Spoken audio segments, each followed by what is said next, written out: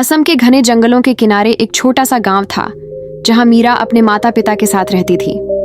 मीरा 18 साल की एक सरल, मासूम और सुंदर लड़की थी जिसकी आंखों में सपने और दिल में अनदेखी दुनिया को जानने की ललक थी। उसकी माँ गुड्डी बहुत बीमार थी और गांव के वैद्य ने कहा था कि केवल जंगल में पाई जाने वाली नीली जड़ी बूटी ही उन्हें ठीक कर सकती है। गांव वालों ने मीरा को जंगल में जाने से मना किया क्योंकि वहां जंगली जानवरों का खतरा था, लेकिन उसकी माँ की हालत बिगड़ती जा रही थी। आखिरकार मीरा ने निडर होकर जंगल में जाने का फैसला किया। सुबह के समय मीरा जब जंगल में पहुंची तो वहां का वातावरण उसे किसी दूसरी दुनिया जैसा लगा। ऊंचे ऊंचे पेड़, चारों तरफ फैली हरियाली और तरह तरह की चिड़ियों की आवाजें। मीरा जड़ी बूटी ढूंढ ही रही थी कि अचानक झाड़ियों में हलचल हुई। उसने जैसे ही पलट कर देखा, उसकी सांसें थम गईं। उसके सामने एक विशालकाय गोरिल्ला खड़ा था। उसका कद करीब 7 फुट लंबा था, शरीर मजबूत था, लेकिन उसकी आंखों में एक अनोखी चमक थी, जैसे वह मीरा की हर हरकत को समझ रहा हो। मीरा का दिल तेजी से धड़कने लगा। वह चाहती तो भाग सकती थी, लेकिन उसके कदम जमे रहे। धीरे धीरे उसने अपनी घबराहट पर काबू पाया और धीमी आवाज में कहा, मैं तुम्हें कोई नुकसान नहीं पहुंचाऊंगी। गोरिल्ला कुछ पल मीरा को देखता रहा और फिर थोड़ा पीछे हट गया, जैसे संकेत दे रहा हो कि वह भी उसे नुकसान नहीं पहुंचाएगा। मीरा को यकीन नहीं हो रहा था, क्या जानवरों की दुनिया भी इंसानों की तरह भावनाओं से भरी होती है। उस दिन के बाद मीरा हर रोज जंगल आने लगी। धीरे धीरे वह और गोरिल्ला करीब आने लगे। मीरा ने उसका नाम वीर रख दिया। वह वीर के लिए फल और रोटी लाती और बदले में वीर उसे खतरों से बचाता। एक दिन जब मीरा एक नदी के पास खड़ी थी तो उसका पैर फिसल गया। वह गिरने ही वाली थी कि वीर ने झट से उसका हाथ पकड़ लिया। मीरा की आंखों में कृतज्ञता थी।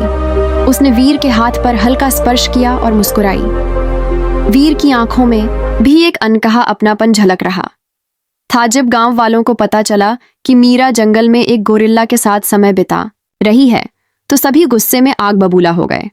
उसके पिता ने उसे डांटा, क्या तुझे शर्म नहीं आती, एक जानवर के साथ समय बिता रही है। मीरा रो पड़ी। वह समझ नहीं पा रही थी कि प्रेम केवल इंसानों के लिए ही क्यों आरक्षित था। क्या प्रेम का कोई रूप नहीं हो सकता जो भाषा और शरीर से परे हो। उस रात मीरा ने चुपचाप अपना सामान उठाया और जंगल की ओर भाग गई। वीर ने मीरा को जंगल में देखा तो उसकी आंखों में चिंता उभर आई। मीरा ने आंसू भरी आंखों से कहा, मैं यहाँ इंसानों के बीच नहीं रह सकती, वे मेरे प्यार को नहीं समझते।